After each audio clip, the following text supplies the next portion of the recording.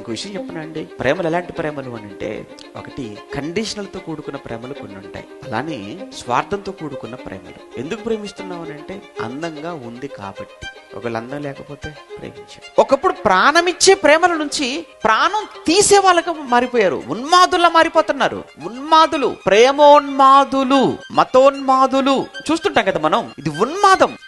అసలు ప్రేమ చంపేదా, ప్రేమ హింసించేదా, ప్రేమ బాధ పెట్టేదా, ప్రేమ మనిషిని కీడు కోరుకునేదా? ప్రేమకున్నటువంటి క్వాలిటీస్, ప్రేమకున్న లక్షణాలు పౌలు గారు ఒక అధ్యాయం అంతా మాట్లాడతారే మొదటి పత్రిక కొరింథీయుల 13లో. ప్రేమ ఎవరికైనా అన్యాయం చేస్తుందా? ప్రేమ ఉప్పొంగుతుందా? ప్రేమ డంబంగా ప్రవర్తిస్తుందా? ప్రేమ అసూయ పడుతుందా? ప్రేమ అన్నిటినీ కూడా ఏం చేస్తుందట? తాలుతుంది, అన్నిటిని సహిస్తుంది ప్రేమ. ఆ ప్రేమ దేవుని ప్రేమ.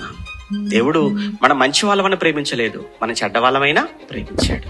మన మీద పవిత్రులమనో పరిశుద్ధులమని ఆయన మన కోసం ఈ భూమి మీదకి రాలేదు, చెడిపోయి ఉన్నామనే కాపాడుకుందామని ఆయన వచ్చాడు. ఈడ్లిం ప్రేమలేండి.